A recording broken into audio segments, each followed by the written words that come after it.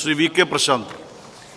ബഹുമാനപ്പെട്ട സ്പീക്കർ, ഈ കരമാലിന്യ സംസ്കരണ നിയമം 2024 സർ, അത് നടപ്പാക്കുന്നതുമായി ബന്ധപ്പെട്ട് വന്നിട്ടുള്ള ചില കാര്യങ്ങൾ സൂചിപ്പിക്കാനാണ് ഈ സബ്മിഷൻ. സർ, യൂണിയൻ ഗവൺമെൻറ് പ്രസിദ്ധപ്പെടുത്തിയിട്ടുള്ള 2025 ഒക്ടോബർ പ്രാബല്യത്തിൽ വരുന്ന കരമാലിന്യ സംസ്കരണ നിയമം 2024 സംസ്ഥാന സർക്കാരിൻ്റെ അധികാരത്തിന്മേലുള്ള ഒരു കടന്നുകയറ്റമാണ്. സർ, സംസ്ഥാനത്തെ മുഴുവൻ തദ്ദേശ സ്വയംഭരണ സ്ഥാപനങ്ങളിലും പ്രതിദിനം 100 കിലോയിലധികം മാലിന്യം ഉൽപ്പാദിപ്പിക്കുന്ന ബൾക്ക് വേസ്റ്റ് ജനറേറ്റർമാരും അവരുടെ മാലിന്യം കൈകാര്യം ചെയ്യുന്ന സേവനദാതാക്കളും യൂണിയൻ ഗവൺമെൻറ്റിൻ്റെ കേന്ദ്രീകൃത പോർട്ടലിൽ നേരിട്ട് രജിസ്റ്റർ ചെയ്ത് റിപ്പോർട്ട് നൽകുകയും ചെയ്യണമെന്നാണ് നിയമം പറയുന്നത്. സർ, ഇത് സംസ്ഥാന ഗവൺമെൻറ് അധികാരത്തിന്മേലുള്ള കടന്നുകയറ്റമായി മാറുമെന്നുള്ള കാര്യത്തിൽ തർക്കമില്ല സർ.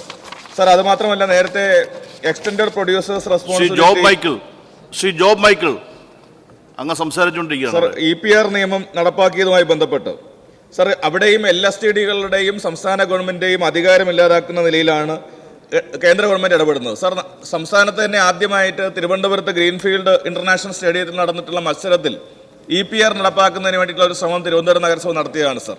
സർ, അന്ന് ഈ നിയമം നമുക്ക് വിഘാതമായി വരുന്ന ഒരു രീതിയാണ് കണ്ടുവരുന്നത്.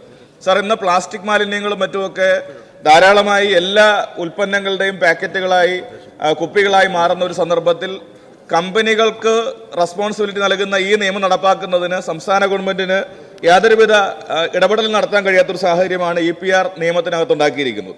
സർ, അതേ മാതൃകയിലാണ് ഈ സോളിഡ് വേസ്റ്റ് മാനേജ്മെന്റ് റൂൾസിനകത്തും കേന്ദ്ര ഗവൺമെന്റിന്റെ നിയമം വരുന്നത്. സർ, ഇത് സംസ്ഥാന ഗവൺമെന്റിന്റെ അധികാരത്തിന്റെ ഒരു കടന്നുകയറ്റമായി മാറുകയും LSTDകൾക്ക് യാതൊരുവിധ പ്രാധാന്യവും ഇല്ലാത്തൊരു സ്ഥിതിയായിരിക്കും ഉണ്ടാവുക. സർ, ഇതിന്റെ ഉത്കണ്ഠ സംസ്ഥാന ഗവൺമെന്റ് കേന്ദ്ര സർക്കാരിനെ അറിയിക്കുകയും ഇതുമായി ബന്ധപ്പെട്ടുള്ള മറ്റ് സംസ്ഥാന ഗവൺമെന്റിന്റെയും LSTDകളുടെയും അധികാരം നിലനിർത്തുന്നതിനാവശ്യമായിട്ടുള്ള ഇടപെടൽ നടത്തണം എന്നുള്ളതാണ് ഈ സബ്മിഷനിലൂടെ ഉന്നയിക്കുന്നത്. ബഹുമാനപ്പെട്ട തദ്ദേശ സ്വയംഭരണ എക്സൈസ് വകുപ്പ് മന്ത്രി. സർ, കരട് ഖരമാലിന്യ സംസ്കരണ നിയമം 2024 സംസ്ഥാന സർക്കാർ വിശദമായി പരിശോധിച്ച് കേന്ദ്ര സർക്കാരിന് അഭിപ്രായം നൽകിയിട്ടുണ്ട്. ബൾക്ക് വേസ്റ്റ് ജനറേറ്റർമാരും അവരുടെ മാലിന്യം കൈകാര്യം ചെയ്യുന്ന സേവനദാതാക്കളും കേന്ദ്ര സർക്കാർ പുതുതായി സജ്ജമാക്കുന്ന പോർട്ടലിൽ, കേന്ദ്രീകൃത പോർട്ടലിൽ നേരിട്ട് രജിസ്റ്റർ ചെയ്യണമെന്നും റിപ്പോർട്ട് നൽകണമെന്നുമാണ് കരട് നിയമത്തിലെ വ്യവസ്ഥ. ഇത് സംബന്ധിച്ച് സംസ്ഥാന സർക്കാരിൻ്റെ അഭിപ്രായം രേഖാമൂലം കേന്ദ്ര സർക്കാരിനെ അറിയിച്ചിട്ടുണ്ട്. മാലിന്യ ശേഖരണത്തിൻ്റെയും ഉറവിട സംസ്കരണത്തിൻ്റെയും വിവരങ്ങൾ കേന്ദ്രീകൃത പോർട്ടൽ വഴി കേന്ദ്ര സർക്കാർ മോണിറ്റർ ചെയ്യുന്നതിൻ്റെ പ്രായോഗികതയില്ലായ്മ കേന്ദ്ര സർക്കാരിൻ്റെ ശ്രദ്ധയിൽപ്പെടുത്തിയിട്ടുണ്ട്.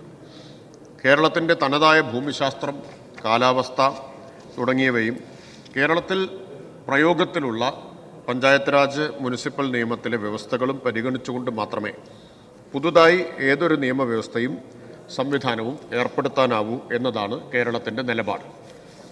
കേന്ദ്ര സർക്കാർ പുറത്തിറക്കിയ ഖരമാലിന്യ പരിപാലന ചട്ടത്തിലെ എല്ലാ വ്യവസ്ഥകളും കേരളത്തിൽ കൃത്യമായി നടപ്പിലാക്കി വരുന്നുണ്ട്. കെട്ടിട നിർമ്മാണ പെർമിറ്റ് നൽകൽ, വ്യാപാര ലൈസൻസ് നൽകൽ തുടങ്ങിയ സമയങ്ങളിലെല്ലാം മാലിന്യ സംസ്കരണ സംവിധാനങ്ങൾ ഉറപ്പുവരുത്തുന്നുണ്ട്. വൻതോതിലുള്ള മാലിന്യ ഉൽപ്പാദകർക്ക് സ്വന്തമായി മാലിന്യ സംസ്കരണ സംവിധാനങ്ങൾ നിർബന്ധമാണ്. കേരളത്തിലെ ഉയർന്ന ജനസാന്ദ്രത, തദ്ദേശ സ്ഥാപനങ്ങളുടെ ഇടപെടൽ ശേഷി, നിലവിലുള്ള സംസ്ഥാന നിയമങ്ങൾ എന്നിവയെല്ലാം പരിഗണിച്ചുകൊണ്ടും സംസ്ഥാന സർക്കാരിൻ്റെ അധികാരപരിധിയിലുള്ള വിഷയമെന്ന നിലയിൽ സംസ്ഥാനത്തിൻ്റെ അധികാരത്തിൽ കൈകടത്താത്ത രീതിയിലും മാത്രമേ പുതിയ ഏത് സംവിധാനവും ഏർപ്പെടുത്താനാവൂ എന്ന് കേരളം കേന്ദ്ര സർക്കാരിനെ അറിയിച്ചിട്ടുണ്ട്.